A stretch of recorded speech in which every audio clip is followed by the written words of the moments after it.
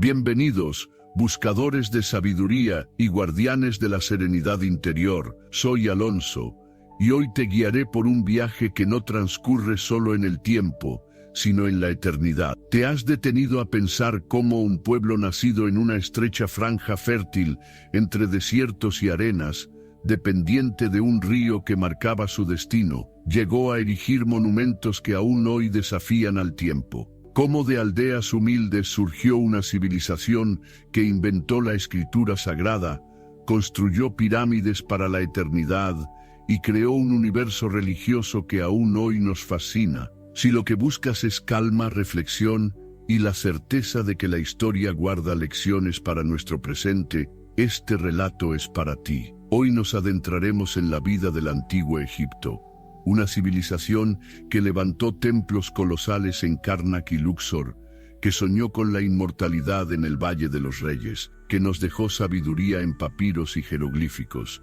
y que enseñó al mundo que el orden, el equilibrio y la fe en la eternidad podían sostener a un pueblo durante más de 3 milenios. Exploraremos sus orígenes en las aldeas predinásticas, la unificación bajo Narmer, el esplendor del reino antiguo, con sus pirámides, la estabilidad del Reino Medio, el poder imperial del Reino Nuevo, las revoluciones de Amarna, los días de gloria con Ramsés II, y también las crisis que lo llevaron a caer en manos de persas, griegos y romanos. Aquí encontrarás un relato sereno y profundo, sin adornos innecesarios, pero lleno de verdad histórica y del eco eterno de un pueblo que, aunque desapareció como reino, nunca murió en la memoria de la humanidad. Si deseas comprender cómo se construye un legado eterno, cómo una civilización lucha contra el tiempo, y cómo un pueblo buscó vencer incluso a la muerte, has llegado al lugar indicado. Acompáñame en esta travesía a través de la historia completa del antiguo Egipto, y si este viaje te inspira, suscríbete y deja tu like para seguir explorando juntos más historias que el tiempo quiso enterrar, pero que aún susurran en las arenas del pasado. Capítulo 1. El Nilo y los orígenes de Egipto. Hace más de 5000 años, cuando gran parte del norte de África estaba cubierto por desiertos implacables y llanuras áridas, existía una franja de tierra única, un largo oasis verde que serpenteaba a lo largo de más de 600 kilómetros, desde el corazón de África hasta el mar Mediterráneo. Ese río, al que los antiguos egipcios llamaban simplemente Iteru, el río, fue el verdadero padre y madre de una de las civilizaciones más fascinantes de la historia.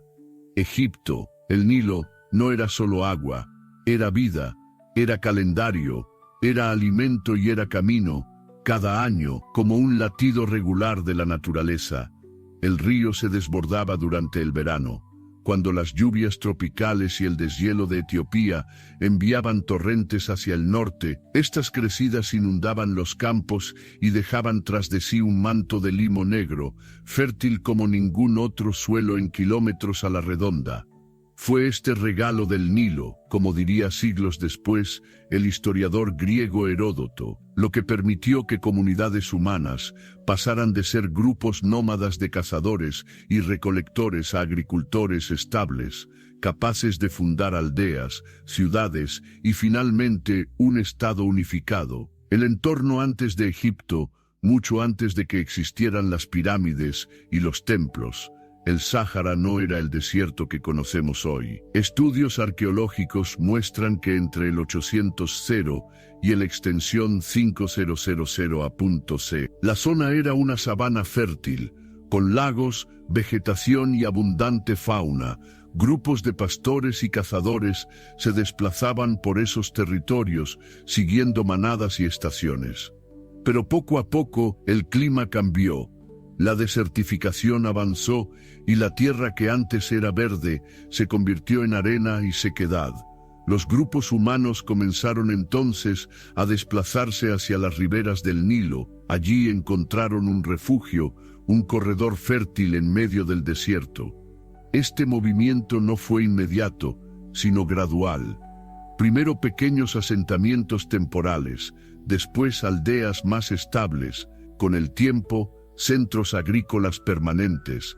El nacimiento de la agricultura, el Nilo enseñó a los hombres a organizarse. Para aprovechar sus crecidas era necesario coordinarse, cavar canales, levantar diques, delimitar campos y planificar los ciclos de siembra y cosecha. El trigo, la cebada y el lino se convirtieron en los cultivos fundamentales, y el excedente agrícola permitió la aparición de oficios especializados, artesanos, comerciantes, sacerdotes. La vida cotidiana giraba en torno al río. Era la gran autopista de Egipto. Barcos de madera y papiro transportaban mercancías, piedras, ganado y personas de norte a sur. El Nilo era además una fuente inagotable de recursos. En sus aguas abundaban peces. En sus orillas crecían papiros que servían para fabricar cestas, cuerdas y, con el tiempo, el célebre papel egipcio. El Nilo como frontera y como camino. El río era una bendición, pero también una frontera natural. A su oeste y este se extendían los desiertos libio y arábigo, barreras que protegían a los egipcios de invasiones constantes y les daban un aislamiento relativo que favoreció la estabilidad de su cultura durante milenios. Al mismo tiempo, el Nilo era un camino hacia otras regiones. Por el sur, conectaba con Nubia, rica en oro y ébano, y hacia el norte desembocaba en el Mediterráneo, abriendo rutas de contacto con el cercano Oriente, el mito y lo sagrado. Para los egipcios, el Nilo no era un simple accidente geográfico, era sagrado. Se lo atribuían a los dioses, especialmente a Osiris, el señor de la fertilidad y la resurrección, y a Hapi, el espíritu de las crecidas. Cada inundación era vista como un renacimiento, como una promesa de vida nueva. El río se integró en la cosmovisión egipcia. Era la línea que unía el Alto Egipto al sur, en la región montañosa, y el Bajo Egipto, el delta fértil al norte. La dualidad del país, siempre dividido en dos tierras complementarias, se reflejaba en el mismo Nilo, y sería esa dualidad la que en tiempos posteriores los faraones aprenderían a unificar bajo una sola corona. Primeras aldeas y protorreinos entre el 4000 y el 3100 a.C. Las orillas del Nilo comenzaron a poblarse de aldeas organizadas. Culturas como la de Nagada, en el Alto Egipto, desarrollaron avances en cerámica, enterramientos y comercio. Estas aldeas crecieron hasta transformarse en pequeños protorreinos, cada uno gobernado por un jefe local o nomarca. Eran los llamados nomos, unidades territoriales que en conjunto serían la base administrativa del futuro Egipto. Con el tiempo, las tensiones y alianzas entre estos reinos desembocarían en la primera gran unificación política, dando lugar a lo que llamamos la dinastía Ibre y el nacimiento oficial del Egipto faraónico. Pero antes de esa historia, antes de Narmer y de Menes, todo comenzó aquí con el Nilo, con sus aguas cíclicas y con la capacidad humana de adaptarse y prosperar gracias a él, la herencia eterna del Nilo. El antiguo Egipto no se entiende sin el Nilo. Su calendario de 365 días estaba basado en las crecidas del río, marcadas por la salida de la estrella Sirio. Sus templos y pirámides se orientaban según sus orillas. Sus mitos y dioses lo representaban como una fuerza divina. Incluso su escritura jeroglífica nació para administrar cosechas, tributos y campos que dependían de las aguas. En definitiva, Egipto nació porque nació el Nilo. El río no solo alimentó cuerpos, también moldeó una visión del mundo, una visión en la que el orden, la armonía y el ciclo eterno de la vida se convirtieron en los pilares de una civilización que perduró más de 3000 años.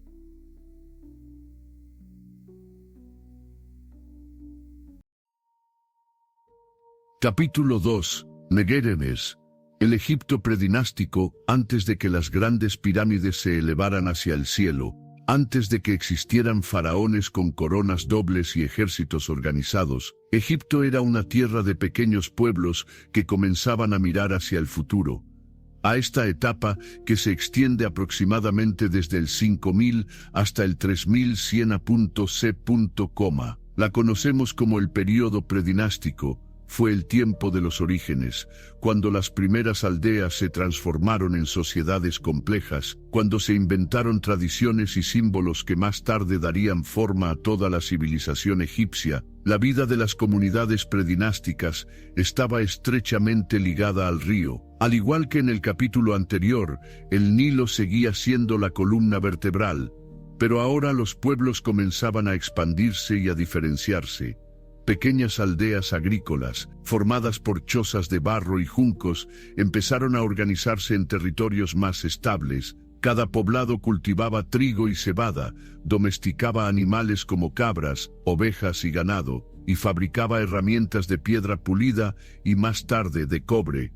Los excedentes de producción permitían el trueque, cereales a cambio de piedras semipreciosas del Sinaí, marfil de Nubia o conchas del Mar Rojo.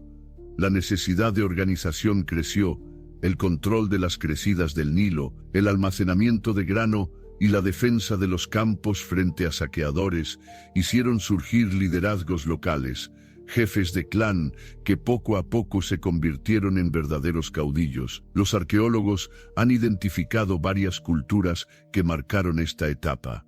La cultura de Badari, 4400-4000 a.T.Tefu, y situada en el Alto Egipto, dejó tras de sí tumbas simples, pero con ajuares que revelan un sentido temprano de jerarquía social.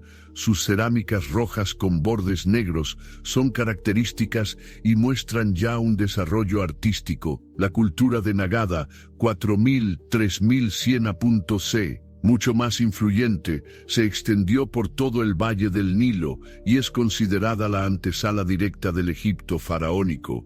Con Nagada observamos un salto enorme, tumbas más elaboradas, diferenciación de clases sociales, uso de cobre para armas y adornos, y sobre todo, el inicio de símbolos religiosos que más tarde serían parte esencial de la religión egipcia. Las tumbas nagadianas muestran figuras de barcas pintadas, animales sagrados y símbolos solares. Todo esto refleja ya un imaginario colectivo en el que la muerte, el viaje al más allá y el orden cósmico estaban presentes.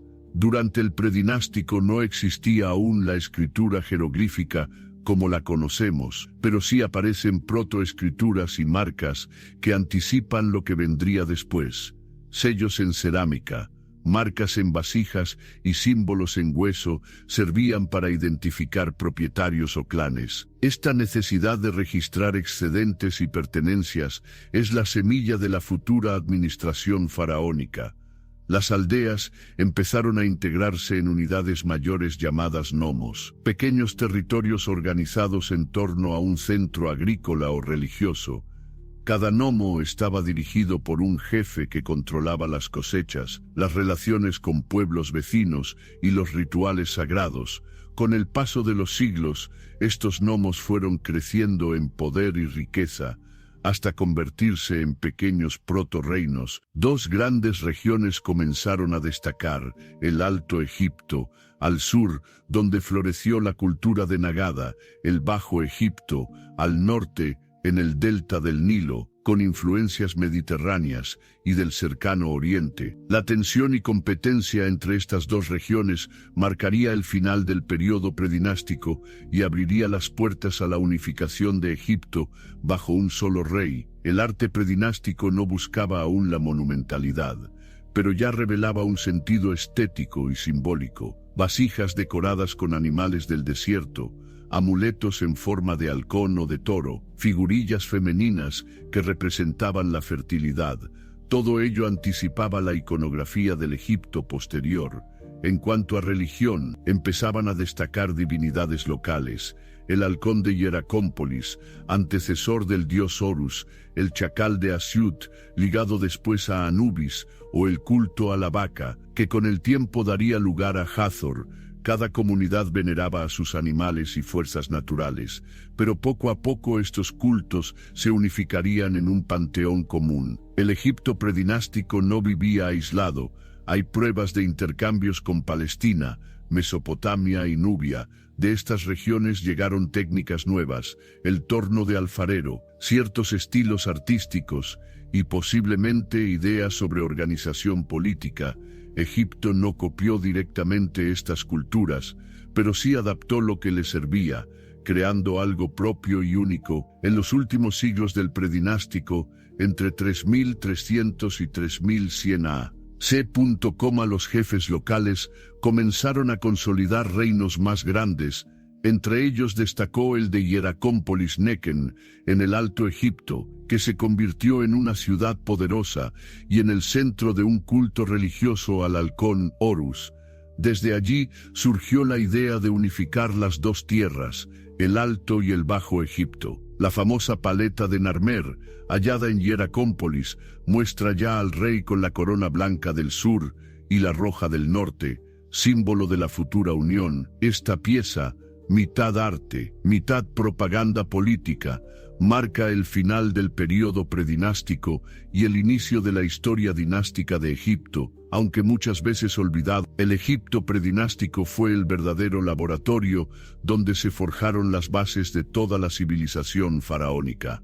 La organización en nomos y la figura de un líder central, la agricultura intensiva basada en el ciclo del Nilo, la protoescritura y la administración de bienes, los símbolos religiosos que serían eternos, el halcón, el toro, el sol, la idea de un Egipto dual, dividido pero destinado a la unidad. Sin el período predinástico, no habría existido el Egipto de las pirámides, ni el esplendor del Reino Nuevo. Fue en estas aldeas, tumbas y templos primitivos, donde nació la esencia de lo egipcio, la creencia en el orden, en la eternidad y en la grandeza de un pueblo que empezaba a mirar más allá del horizonte.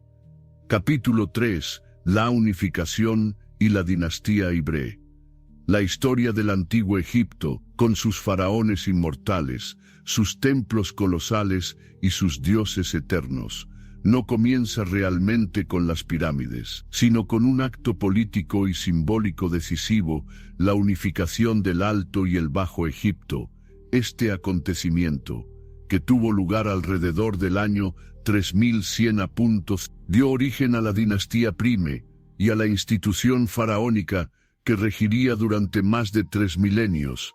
Hasta ese momento, Egipto era un mosaico de pequeños reinos y comunidades agrícolas, con culturas diferentes en el norte y en el sur del Valle del Nilo, pero la presión de las rivalidades, el crecimiento económico y el deseo de centralizar el poder llevaron a un proceso de conquista y de integración que culminó con la creación de un Estado unificado, el primero de gran escala en la historia de la humanidad. Durante el período predinástico, Egipto estaba dividido en dos grandes regiones. El Alto Egipto, situado al sur, con ciudades como Hieracómpolis y Nagada, donde los líderes locales habían acumulado gran poder militar y religioso. El Bajo Egipto, al norte, en la región del Delta, con una red de pueblos agrícolas influidos por el Mediterráneo y el cercano Oriente. Ambas regiones tenían sus propios dioses, símbolos y coronas, la blanca del sur, Echjet, y la roja del norte, Deseret. Esta dualidad fue fundamental en la mentalidad egipcia. Los habitantes concebían su tierra como las dos tierras Tawi, y cualquier rey legítimo debía gobernar sobre ambas para ser considerado faraón. La tensión entre el norte y el sur fue creciendo. Las ciudades del Alto Egipto comenzaron a expandirse y a conquistar territorios vecinos, unificando poco a poco el valle. Hieracómpolis, en particular, se convirtió en el centro de un reino poderoso que se presentaba bajo el símbolo del halcón Horus. El protagonista más célebre de la unificación es Narmer, también identificado en algunas fuentes con Menes.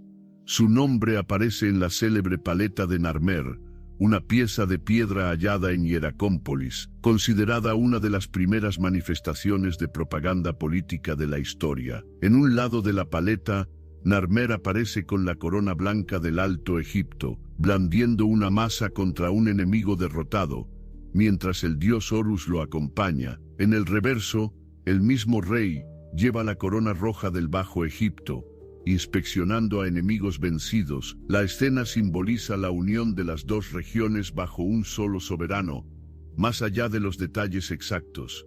Si fue una conquista violenta, una fusión paulatina o una mezcla de ambas, la unificación representó un cambio radical.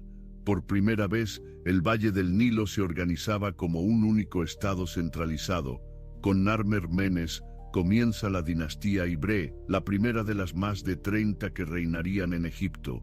Los reyes de esta etapa sentaron las bases políticas, religiosas y administrativas de toda la civilización. Características principales de la dinastía aibienta vital en Menfis. Según la tradición, Narmer fundó la ciudad de Menfis en un punto estratégico donde el Alto y el Bajo Egipto se encontraban. Desde allí, los reyes controlaban tanto el delta como el valle, la doble corona Pshent, símbolo del poder unificado que combinaba la corona blanca del sur y la roja del norte. Desde entonces, todo faraón debía portar ambas para legitimar su reinado. El título de Señor de las Dos Tierras. El faraón no gobernaba un país indivisible, sino dos regiones complementarias. La dualidad era la esencia de su autoridad. Centralización del poder. Se estableció una administración rudimentaria con funcionarios, escribas y nomarcas encargados de los territorios. Religión estatal. Los dioses locales fueron integrados en una jerarquía donde el faraón era el mediador supremo entre los hombres y lo divino. La unificación no fue solo militar ni política, sino también ideológica. El faraón se presentaba como garante del Ma'at, el orden cósmico que mantenía la armonía entre la naturaleza, los dioses y los hombres. El faraón no era un rey cualquiera. Era la encarnación terrenal del dios Horus, el halcón celestial que simbolizaba la fuerza, la justicia y la protección. Esta idea de la realeza sagrada, forjada en la dinastía I, sería la columna vertebral de Egipto durante milenios. Las pruebas materiales de esta etapa son fascinantes. Las tumbas de Abidos, cementerio real, donde fueron enterrados Narmer y sus sucesores, en estructuras que anticipaban las futuras mastabas y pirámides. Objetos de marfil y hueso con inscripciones tempranas que muestran los primeros intentos de escritura jeroglífica, sellos administrativos que indican un sistema organizado de tributos y almacenamiento de bienes. Estos hallazgos revelan que ya desde la dinastía I existía una burocracia capaz de manejar excedentes agrícolas y coordinar grandes proyectos. Después de Narmer, varios reyes consolidaron la unificación. Hor-Aja, posiblemente hijo de Narmer, expandió Menfis y reforzó la administración. Yer y Dejet, que ampliaron las redes comerciales hacia Nubia y el Sinaí. Den, considerado uno de los grandes faraones de la dinastía I, introdujo innovaciones en la corte y aparece representado usando la doble corona en relieves. Cada uno de estos monarcas reforzó la idea de un estado central y un poder faraónico absoluto. La unificación de Egipto tuvo consecuencias trascendentales. Creó un estado duradero, con instituciones estables que resistieron miles de años. Definió la identidad egipcia, basada en la dualidad y en la sacralidad del faraón. Permitió grandes proyectos colectivos, canales, templos, tumbas y más adelante, pirámides. Integró religión, política y sociedad en un único sistema donde el rey era la piedra angular. El acto de unir el Alto y el Bajo Egipto no fue solo un acontecimiento histórico, fue el nacimiento de una de las civilizaciones más duraderas y singulares de la humanidad. El faraón, como señor de las dos tierras, se convirtió en símbolo de unidad, estabilidad y poder absoluto. Y aunque los nombres de Narmer, Menes o Den puedan parecer lejanos, fueron ellos quienes encendieron la antorcha de Egipto, una llama que ardería durante más de 3 milenios, resistiendo invasiones, crisis y cambios, pero siempre manteniendo viva la esencia de aquella primera unificación.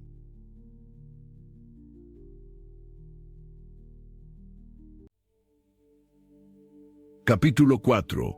El Reino Antiguo, la era de las pirámides.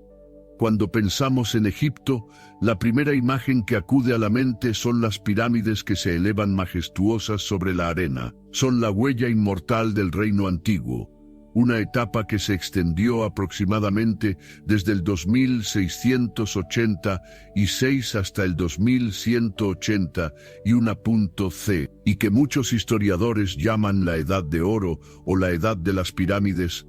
Fue un periodo en el que el poder del faraón alcanzó su máxima expresión, la organización estatal se perfeccionó y se construyeron algunas de las obras más colosales de toda la historia humana. Tras la unificación del Alto y el Bajo Egipto, bajo la dinastía I y los progresos de la dinastía II, comenzó un proceso de consolidación que desembocó en un estado centralizado, fuerte y con ambiciones monumentales. El Reino Antiguo arranca con la dinastía III, Quemensero, y su primer gran protagonista fue Djoser, quien encargó la primera pirámide de la historia, la pirámide escalonada de Saqqara. Su arquitecto, Imhotep, fue mucho más que un constructor médico, sacerdote, sabio y visionario. Elevó una simple tumba real, la mastaba, a un nivel completamente nuevo. Aquella pirámide escalonada no solo era un sepulcro, sino un símbolo de poder divino y de la conexión entre el faraón y los dioses. Con Djoser se inauguró la tradición que marcaría a Egipto para siempre, la construcción de pirámides como expresión de la eternidad del faraón.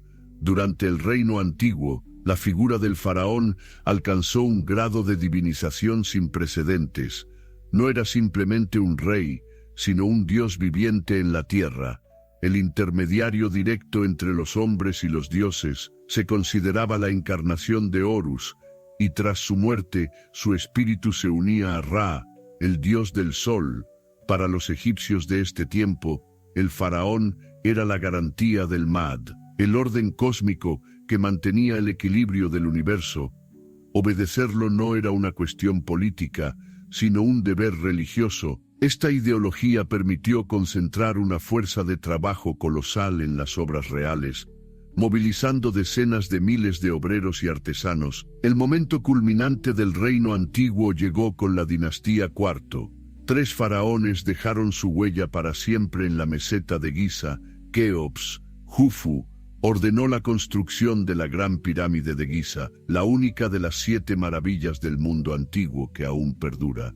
Con sus 146 metros de altura originales y millones de bloques de piedra, sigue siendo un enigma de ingeniería. No era solo un mausoleo, era la montaña eterna que aseguraba al faraón su ascenso al cielo.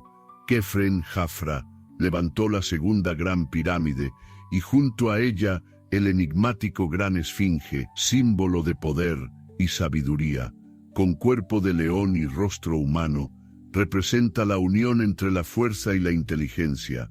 Miserinos Menkaura construyó la tercera pirámide, más pequeña, pero igualmente majestuosa, acompañada de templos funerarios y complejos rituales. Las pirámides no estaban solas, formaban parte de grandes complejos funerarios con templos, calzadas procesionales y tumbas para nobles.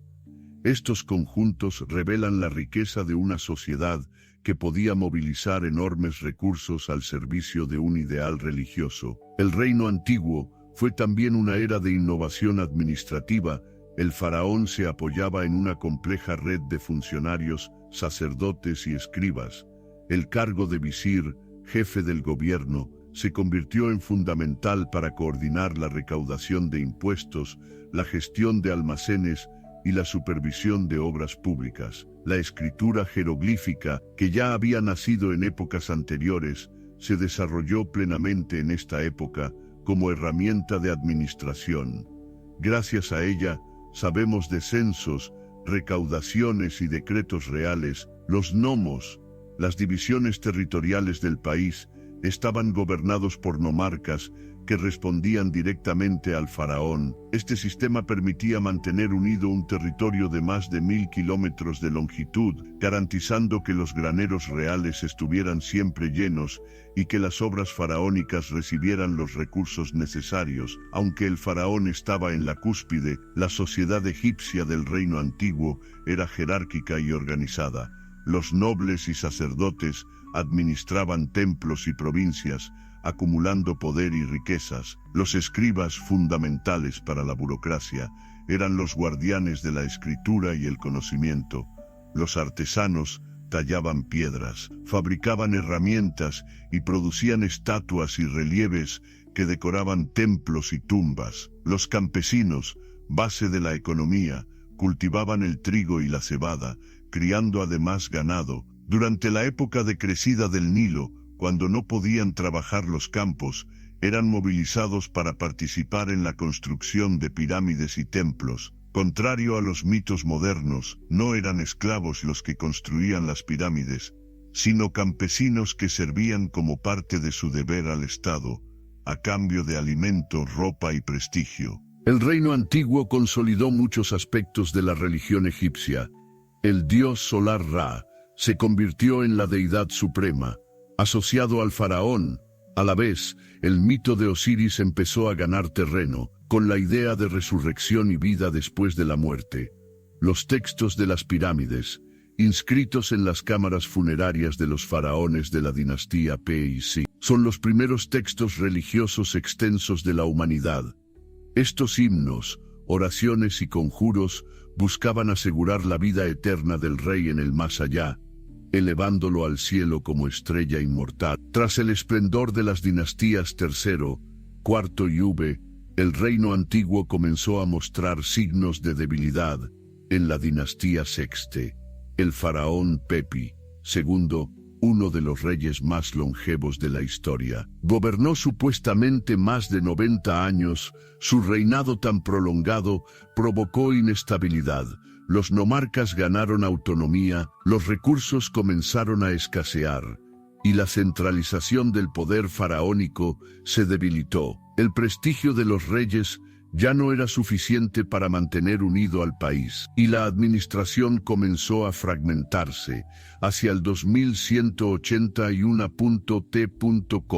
Egipto entró en una época de crisis conocida como el primer periodo intermedio. Las pirámides dejaron de construirse con el mismo esplendor, las tumbas se hicieron más modestas y la autoridad del faraón fue desafiada por los gobernadores locales.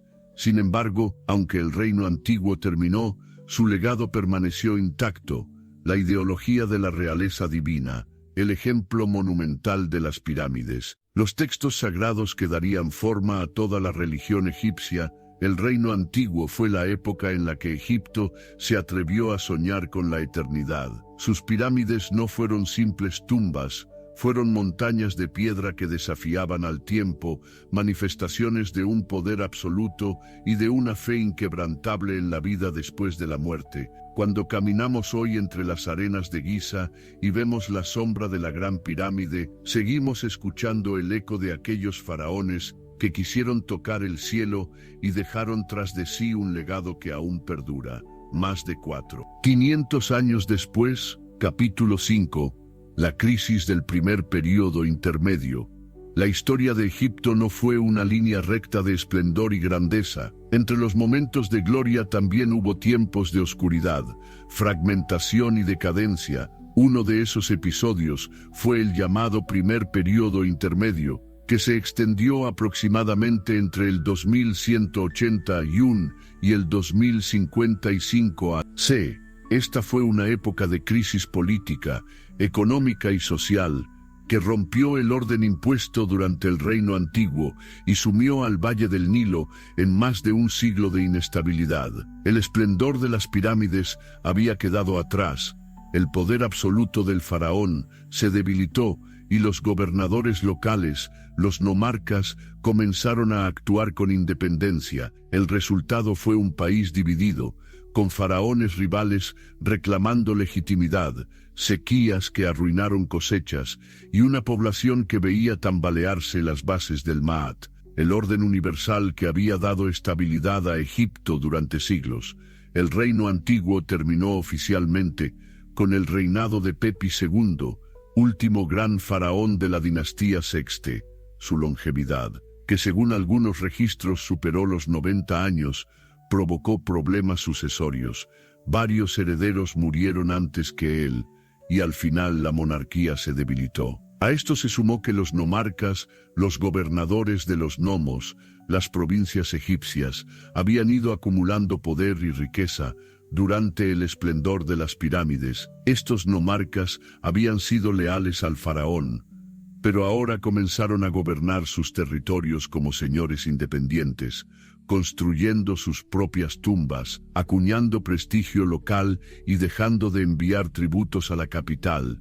El sistema centralizado que había permitido levantar Giza se fragmentó poco a poco. A los problemas políticos se sumó un desastre natural. Estudios geológicos y análisis de sedimentos del Nilo sugieren que en esta época hubo sequías prolongadas, con descensos en las crecidas del río. Sin las inundaciones regulares, los campos no recibían limo fértil y las cosechas eran pobres. Los textos de la época hablan de hambre generalizada, saqueos y violencia. En un país cuya vida dependía por completo del Nilo, una disminución de sus aguas significaba la ruina total. El prestigio del faraón como garante del Maat se derrumbó. Si el rey no podía asegurar el orden de la naturaleza, entonces había perdido su condición sagrada. El poder faraónico se fragmentó en dos polos principales. Heracleópolis Magna, en el Medio Egipto, donde se establecieron los reyes de la dinastía Noveno, y X. Estos faraones intentaron presentarse como herederos legítimos del reino antiguo, pero su control fue limitado, dependiente de pactos con nomarcas locales, Tebas en el Alto Egipto, donde surgió un linaje alternativo que más tarde formaría la dinastía XI. Desde Tebas, estos príncipes se apoyaron en el dios Amón y en una base militar fuerte para desafiar a Heracleópolis. Durante más de un siglo, Egipto estuvo dividido entre norte y sur, con reyes rivales y guerras intermitentes. Esta división recordaba a la antigua dualidad entre el Alto y el Bajo Egipto, pero ahora sin un faraón capaz de unificarlos bajo la doble corona. Aunque el primer periodo intermedio fue un tiempo de inestabilidad, no fue un vacío cultural. Al contrario, esta etapa mostró un mayor protagonismo de las provincias. Mientras que en el reino antiguo, casi toda la riqueza artística estaba concentrada en las pirámides y templos reales, ahora vemos tumbas de nomarcas en lugares como Asiut, Beni Hasan o el propio Tebas, decoradas con relieves y pinturas de escenas de la vida cotidiana. También surgieron nuevos géneros literarios, como los textos de lamentación, en los que escribas y poetas describían un país en caos. El pobre posee riquezas y el rico mendiga. El Nilo está vacío, los campos secos, y cada hombre lucha contra su hermano. Estos textos muestran una conciencia de crisis, pero también una reflexión sobre el orden perdido y la esperanza de restaurarlo. Durante esta etapa se observa un cambio importante en la religión. En el reino antiguo, la vida después de la muerte estaba reservada principalmente al faraón. Los textos de las pirámides aseguraban que era él quien ascendía al cielo junto a los dioses. Pero en el primer periodo intermedio, esa visión comenzó a democratizarse. Los textos de los sarcófagos, que ahora se inscribían en tumbas de funcionarios y nomarcas, extendieron la promesa de vida eterna a personas comunes con medios suficientes para pagar sus enterramientos. La religión egipcia se abría más allá del círculo real. A medida que avanzaba el tiempo, Tebas fue ganando fuerza. Sus príncipes supieron aprovechar la devoción al dios Amón, que más tarde se convertiría en la divinidad principal de Egipto. Además, sus líderes militares lograron expandir su control hacia el norte. Finalmente, bajo el gobierno de Mentuhotep II, Tebas consiguió derrotar a los reyes de Heracleópolis hacia el 2055 a.C. y reunificar el país. Con él comenzó el Reino Medio, una nueva etapa de estabilidad, prosperidad y florecimiento cultural. El primer período intermedio fue un recordatorio para los egipcios de que incluso el orden más sólido podía romperse. La sequía, la fragmentación política y la ambición de los nomarcas mostraron que el Maat podía tambalearse, pero también fue un tiempo de cambios positivos. El poder dejó de estar concentrado solo en la realeza, las provincias cobraron protagonismo, la literatura reflejó voces más humanas, y la religión se abrió a un público más amplio. Cuando Mentuhotep II reunificó Egipto, no solo restauró el orden, sino que inauguró una visión más equilibrada entre el poder central y las provincias, una lección aprendida de aquella primera gran crisis. El legado del primer período intermedio mostró los peligros de la descentralización excesiva, dio voz cultural y religiosa a las provincias, introdujo la idea de que la eternidad no era privilegio exclusivo del faraón. Preparó el terreno para la grandeza del Reino Medio.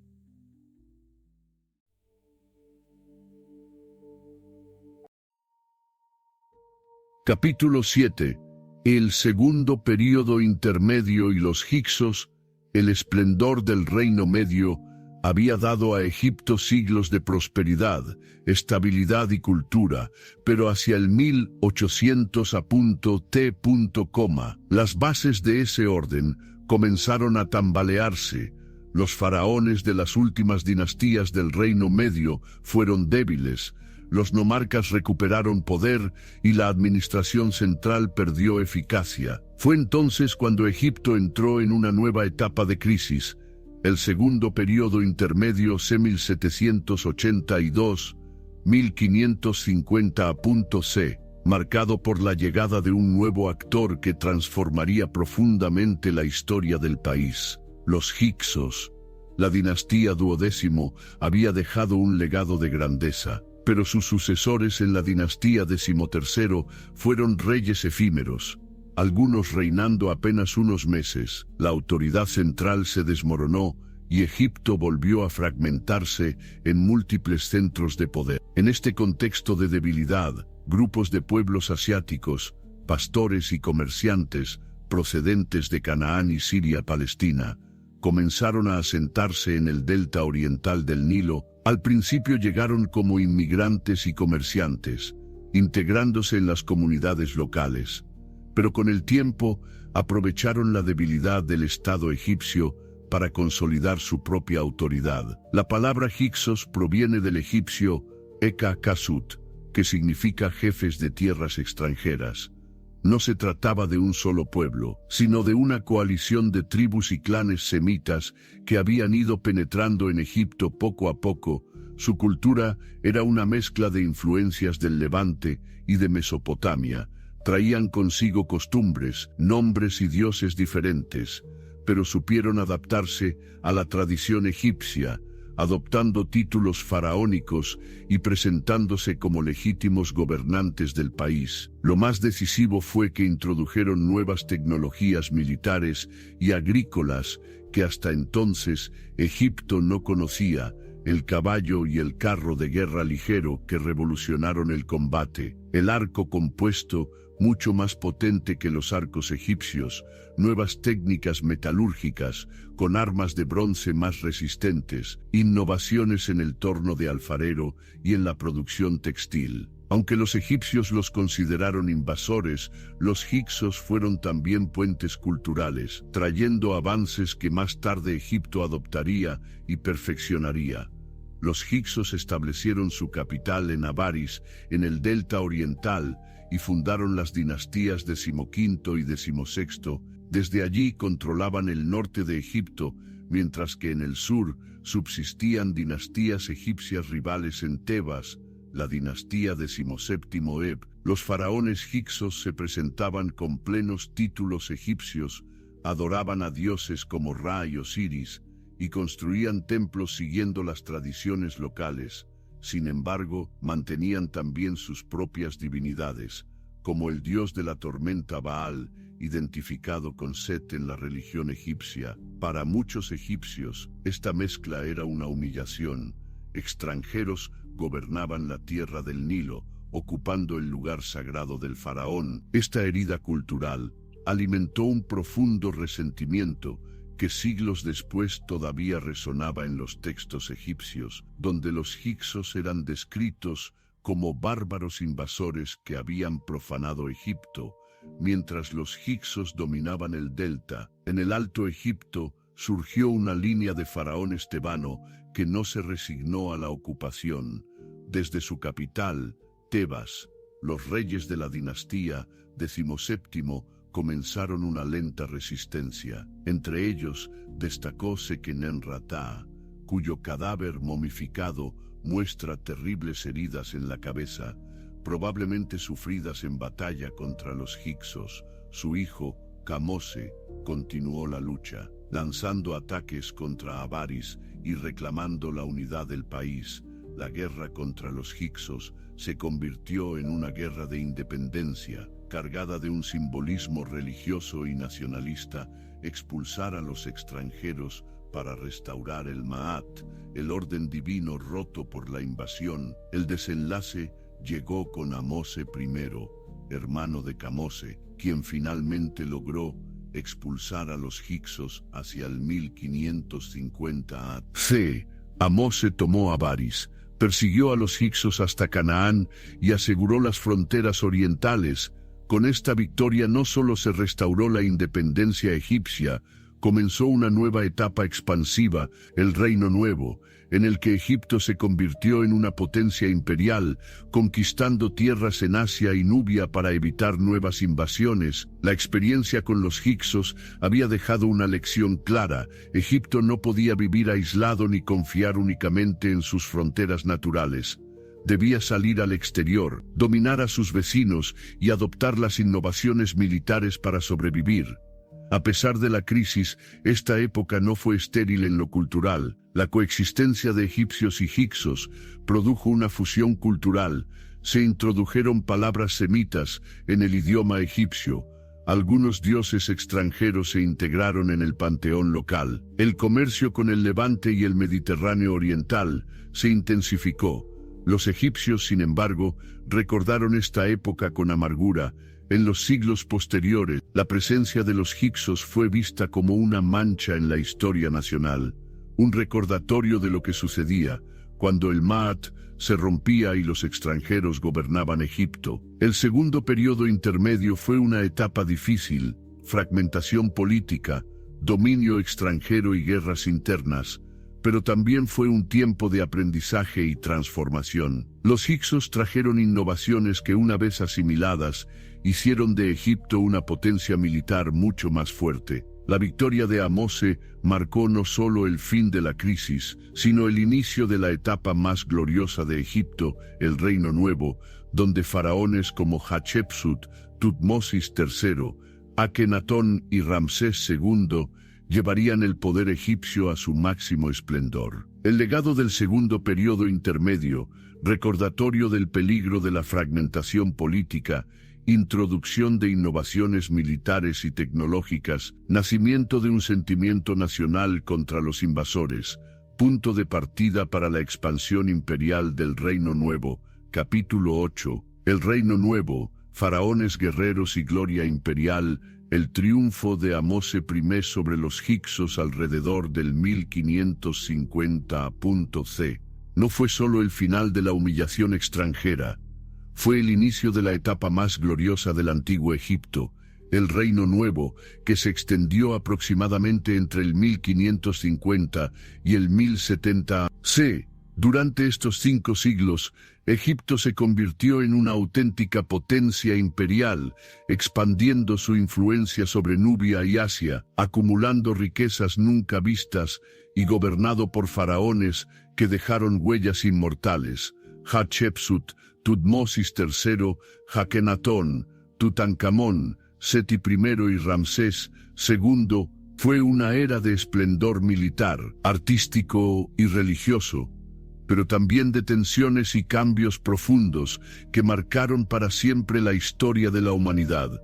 El fundador del Reino Nuevo fue Amós I de Tebas, quien no solo expulsó a los hicsos, sino que reorganizó Egipto bajo una nueva visión, reforzó el ejército con las innovaciones traídas por los invasores, carros, caballos, arcos compuestos, y estableció una política ofensiva. Egipto no volvería a esperar la invasión, sino que llevaría la guerra a sus fronteras. La capital política siguió siendo Tebas, pero el país ahora se proyectaba mucho más allá de sus límites naturales. Nubia fue conquistada hasta la segunda catarata del Nilo, y las riquezas de oro fluyeron hacia los templos egipcios. Uno de los personajes más fascinantes del Reino Nuevo fue Hatshepsut, hija de Tutmosis II y esposa de Tutmosis II. Tras la muerte de su marido, asumió la regencia de su hijastro Tutmosis III, pero poco a poco se proclamó faraón pleno, adoptando incluso los atributos masculinos, la barba postiza, la corona y los títulos reales. Hatshepsut gobernó durante más de 20 años, y destacó no tanto por la guerra, sino por la diplomacia y el comercio. Su expedición más famosa fue al misterioso país de Punt, desde donde trajo incienso, mirra, ébano y animales exóticos. Su templo funerario en Deir el-Bahari, con sus terrazas y colosos, es una de las joyas arquitectónicas de Egipto, aunque después de su muerte su memoria fue en parte borrada, sus estatuas destruidas y su nombre eliminado de muchos registros. Hoy sabemos que fue una de las gobernantes más exitosas y pacíficas de la historia egipcia. Tras Hatshepsut, Egipto entró en su fase más expansiva bajo Tutmosis III, considerado el faraón conquistador por excelencia. Lideró más de 17 campañas militares, extendiendo el dominio egipcio desde Nubia hasta Siria-Palestina. Su victoria en la batalla de Megido consolidó la hegemonía egipcia en Canaán, recaudó tributos de docenas de pueblos sometidos, llenando los templos de Tebas de oro, plata, marfil y productos exóticos. Tutmosis III convirtió a Egipto en un imperio internacional, con embajadas, tributos y contactos diplomáticos con Mitanni, Babilonia y los hititas. Uno de los episodios más singulares del Reino Nuevo fue el reinado de Amenhotep IV, más conocido como Akenatón. Este faraón rompió con siglos de tradición religiosa al instaurar el culto exclusivo al Atón, el disco solar. Trasladó la capital a una nueva ciudad, Ajetatón, actual Amarna, y promovió un arte más naturalista y humano, en el que se representaba junto a su esposa Nefertiti y sus hijas en escenas íntimas. La llamada Revolución de Amarna fue un intento radical de monoteísmo, pero tras su muerte, sus reformas fueron rechazadas. Su sucesor, Tutankamón, restauró el culto tradicional a Amón y a los dioses de Tebas.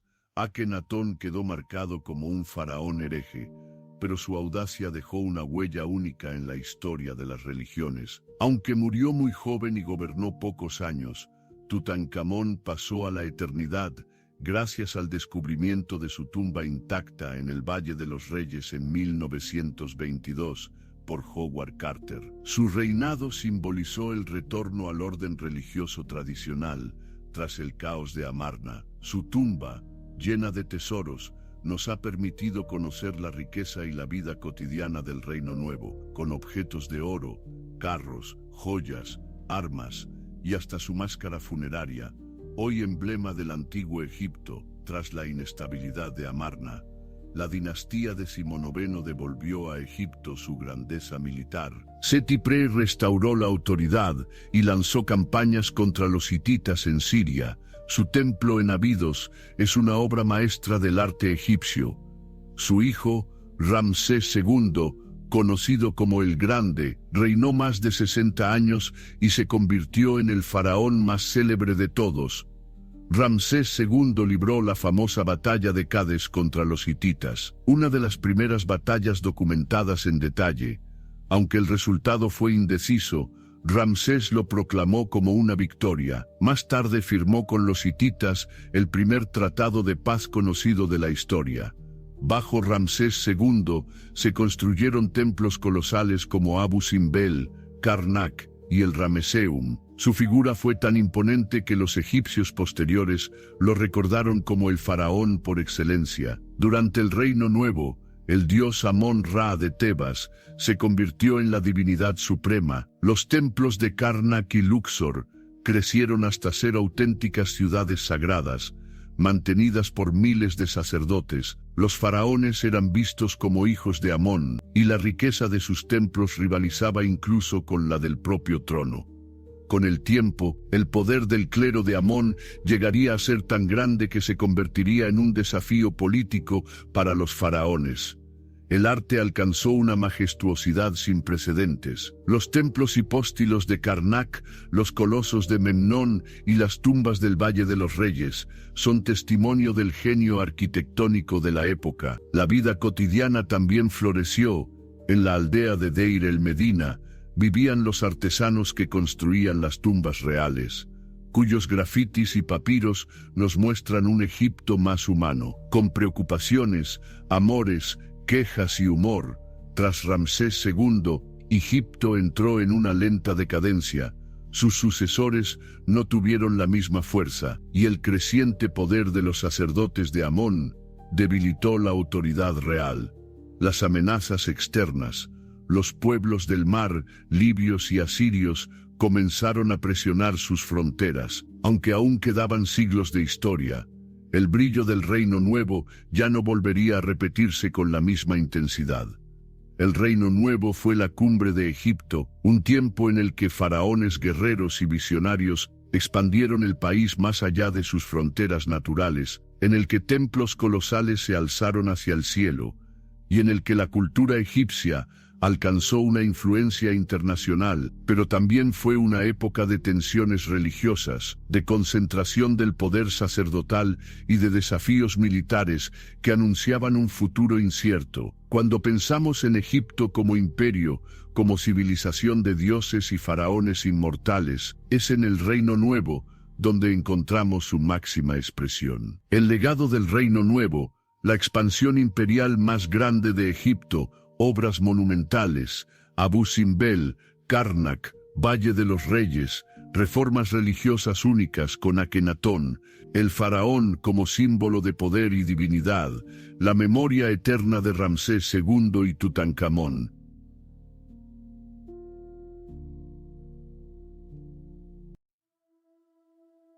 Capítulo 9.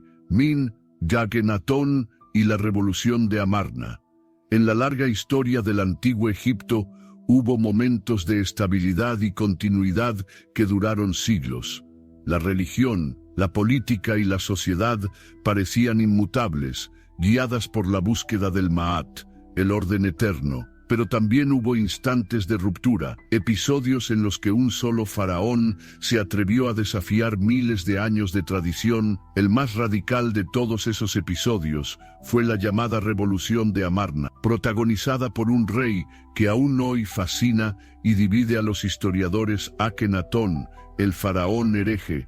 Su reinado, entre el 1353 y el 1336 aproximadamente, fue breve en comparación con otros, pero sus decisiones sacudieron los cimientos de Egipto, cambió la religión, la capital, el arte y la imagen del faraón. Fue un visionario para algunos, un fanático para otros, y su legado, borrado por sus sucesores, ha quedado envuelto en misterio. Hijo de Amenhotep III y de la reina Ti, su padre había sido uno de los faraones más poderosos de Egipto, dejando un reino próspero y con influencia internacional. El joven príncipe heredó, por tanto, un país en paz y en auge. En los primeros años de su reinado, Amenhotep IV siguió la tradición, adoraba a Amón, el dios supremo de Tebas, y realizaba rituales habituales, pero poco a poco comenzó a mostrar una preferencia marcada por un dios diferente. Atón, el disco solar, en el año quinto de su reinado, Amenhotep IV tomó una decisión sin precedentes. Cambió su nombre a Akenatón, que significa aquel que es útil a Atón. Con ello declaraba públicamente su devoción exclusiva a este dios, relegando al resto del panteón egipcio. El culto a Atón no era totalmente nuevo. Ya había sido venerado en tiempos de su padre como una manifestación de Ra, pero Akenatón lo transformó en algo mucho más radical, un dios único y universal, sin forma humana ni animal, representado solo como un disco solar, cuyos rayos terminaban en manos que otorgaban vida. Akenatón sabía que Tebas, con su poderoso clero de Amón, nunca aceptaría esta revolución. Por ello, tomó otra decisión revolucionaria. Fundó una nueva capital en un lugar virgen del Medio Egipto. En la actual Tel el Amarna, la llamó Ajetatón, el horizonte de Atón. Allí construyó templos abiertos al sol, palacios y barrios residenciales.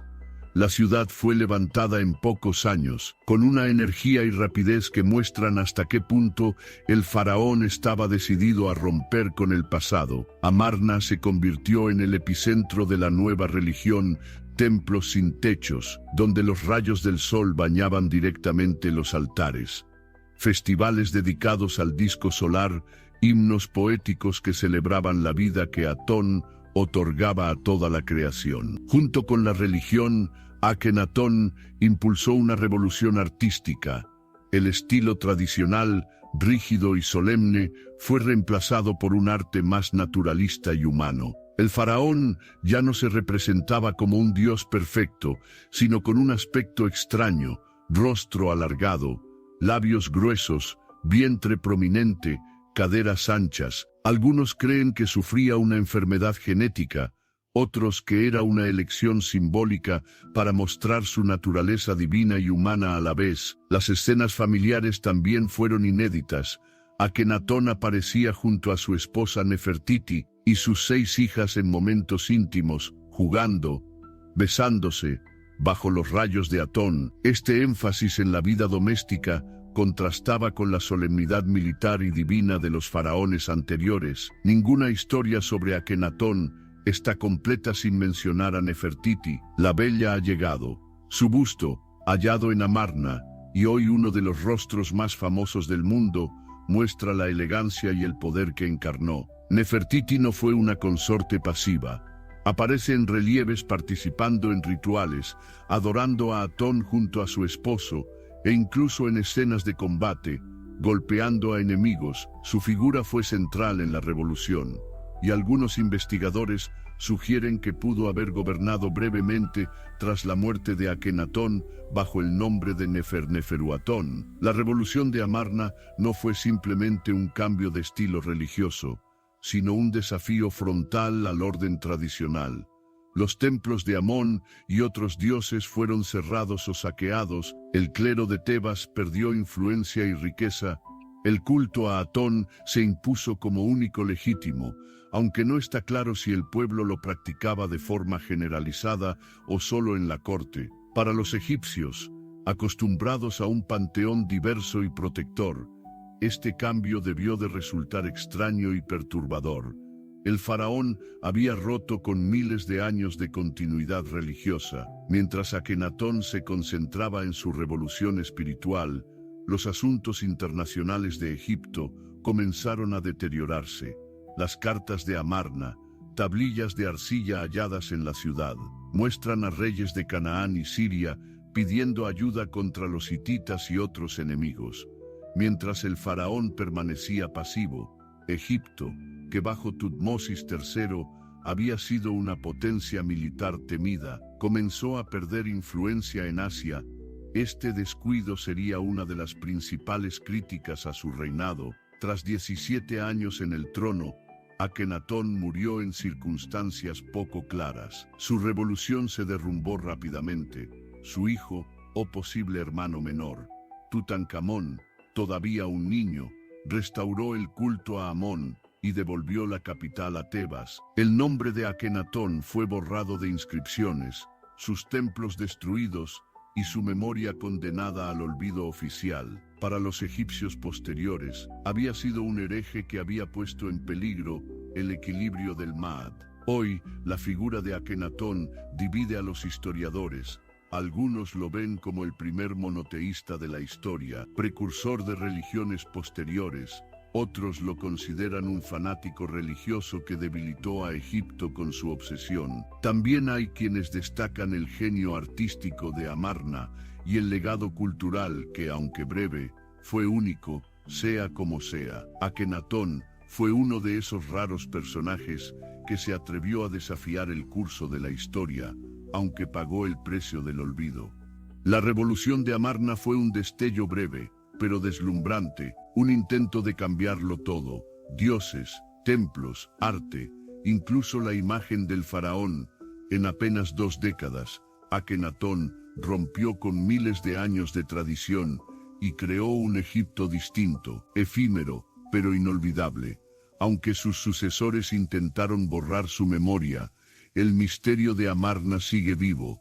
Su ciudad abandonada en el desierto, sus himnos al sol, su retrato extraño y su unión con Nefertiti, aún nos hablan de un faraón que quiso mirar más allá de los dioses antiguos y acercarse a la luz eterna del sol. El legado de Akenatón y Amarna, primer intento de monoteísmo en la historia, arte innovador, realista y humano, Nefertiti como icono de poder femenino, declive de la influencia internacional de Egipto, una revolución efímera que aún fascina al mundo. Capítulo 10, Tutankamón y el fin de la herejía. La historia de Tutankamón es una de las más célebres del antiguo Egipto. Aunque en vida fue un faraón menor, de reinado breve y sin grandes logros militares o monumentales, su nombre ha alcanzado la eternidad gracias al hallazgo de su tumba casi intacta en 1922. Sin embargo, detrás del mito del faraón niño se esconde un episodio crucial de la historia egipcia: el fin de la herejía de Amarna y la restauración del antiguo orden religioso tras el turbulento reinado de Akenatón. Tutankamón fue en muchos sentidos el faraón de la transición, el joven rey que simbolizó el retorno a los dioses tradicionales y que sirvió de puente entre la revolución fallida de su antecesor y la recuperación de Egipto bajo sus sucesores. Tutankamón nació hacia el 1340 y probablemente en Tebas o en la ciudad de Amarna.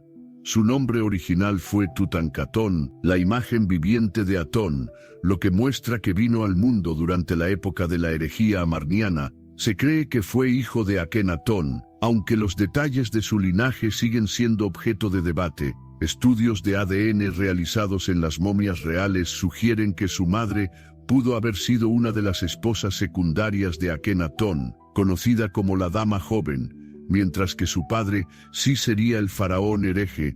Esto lo convierte en descendiente directo de la dinastía que llevó a Egipto a su mayor crisis religiosa. El joven Tutankatón creció, por tanto, en un Egipto dividido entre los restos de la revolución de Atón y las presiones de los sacerdotes de Amón, deseosos de restaurar su antiguo poder. Tutankamón ascendió al trono alrededor del 1332 con tan solo 8 o 9 años de edad. Era apenas un niño cuando se convirtió en faraón, y su juventud lo hizo completamente dependiente de sus consejeros y generales. Los personajes más influyentes de su reinado fueron Ay, un cortesano veterano que había servido bajo Akenatón y que más tarde se proclamaría faraón tras la muerte de Tutankamón; Horemheb, general en jefe del ejército, que se convirtió en garante del orden militar, y Trasai también acabaría siendo faraón. Estos hombres fueron los verdaderos artífices de la restauración política y religiosa, usando al joven rey como símbolo de legitimidad. Uno de los actos más significativos del reinado de Tutankamón ocurrió muy pronto: el cambio de su nombre de Tutankatón, imagen viviente de Atón, a Tutankamón, imagen viviente de Amón. Este gesto representó la ruptura oficial con la revolución de Amarna y la restauración del culto tradicional. Se devolvieron privilegios a los templos de Amón y a los dioses de Tebas, se reabrieron santuarios clausurados, se reconstruyeron imágenes borradas y se restauraron rituales olvidados. Los sacerdotes de Amón recuperaron rápidamente su poder e influencia, y Tebas volvió a ser el corazón religioso del país. Aunque joven, Tutankamón fue tratado con todos los honores de un faraón. Se casó con Angesenamón, su media hermana e hija de Akenatón y Nefertiti.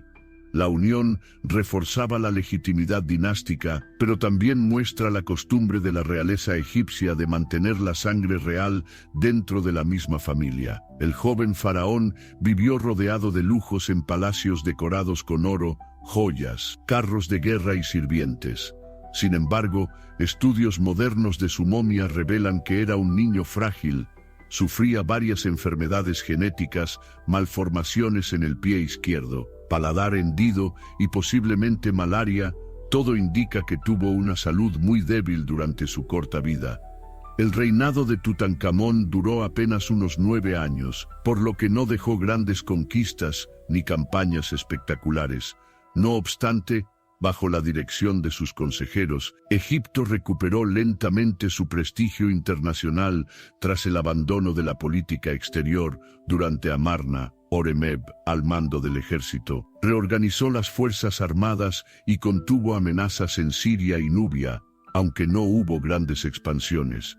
La prioridad era restaurar el orden interno, no emprender guerras lejanas. Tutankamón murió alrededor del 1323 a.C. Con apenas 18 o 19 años, las causas de su muerte siguen siendo un misterio. Teorías antiguas sugerían que había sido asesinado, su cráneo mostraba una fractura, pero estudios recientes apuntan a que pudo deberse a una infección tras una fractura en la pierna, combinada con malaria y debilidad física. Sea cual fuere la causa, su muerte dejó a Egipto sin heredero directo. Su viuda, Angesenamón, desesperada, llegó incluso a escribir al rey de los hititas pidiéndole un esposo extranjero, algo inaudito en la historia egipcia. El intento fracasó, y el poder pasó primero a Ay y luego a Horemheb. El mayor legado de Tutankamón no fue su reinado, sino su tumba, descubierta por Howard Carter en 1922 en el Valle de los Reyes. A diferencia de las tumbas saqueadas de otros faraones, la de Tutankamón permaneció casi intacta, sellada durante más de 3000 años. En su interior se encontraron más de 5,000 objetos. La famosa máscara funeraria de oro macizo, símbolo eterno de Egipto, carros de guerra, armas y armaduras, muebles, joyas, amuletos y estatuillas, el sarcófago con 3 ataúdes, el último de oro macizo. El hallazgo fue considerado el descubrimiento arqueológico más importante del siglo XX y convirtió a Tutankamón en el faraón más famoso del mundo, pese a haber sido un rey menor en vida. Aunque su reinado fue breve y políticamente dominado por sus consejeros, Tutankamón tuvo un papel crucial en la historia de Egipto. Simbolizó el retorno al orden tradicional tras la revolución de Amarna, representó la restauración del poder de Amón y de los templos. Fue el último descendiente directo de la familia de Akenatón. Su tumba intacta se convirtió en una ventana única a la vida, el arte y la riqueza del Reino Nuevo. Tutankamón no conquistó imperios ni construyó pirámides colosales. Fue un rey frágil, de vida breve y débil salud, manipulado por cortesanos más poderosos que él. Pero su figura encarnó el fin de la herejía y la restauración del Maat en Egipto. El destino quiso que su tumba, oculta bajo la arena y olvidada por los saqueadores, sobreviviera intacta durante milenios, Y así, el faraón niño, que apenas dejó huella en su tiempo, se convirtió en uno de los más recordados de la historia. Hoy, cuando miramos su máscara funeraria, vemos más que un rostro de oro. Vemos la eterna paradoja de Egipto, donde incluso los reyes más pequeños podían alcanzar la inmortalidad. El legado de Tutankamón, restauración del culto a Amón, símbolo del fin de la herejía amarniana, matrimonio con Anches-en-Amón, último lazo con la familia de Nefertiti, una tumba intacta que reveló los tesoros de Egipto al mundo moderno. Así, en estos primeros capítulos, hemos recorrido el camino desde los orígenes humildes a orillas del Nilo, pasando por la unificación bajo los primeros faraones, hasta llegar al esplendor del Reino Nuevo con sus revoluciones y sus grandes reyes. El antiguo Egipto no fue solo una sucesión de faraones y dinastías, fue una civilización que supo mirar a la eternidad.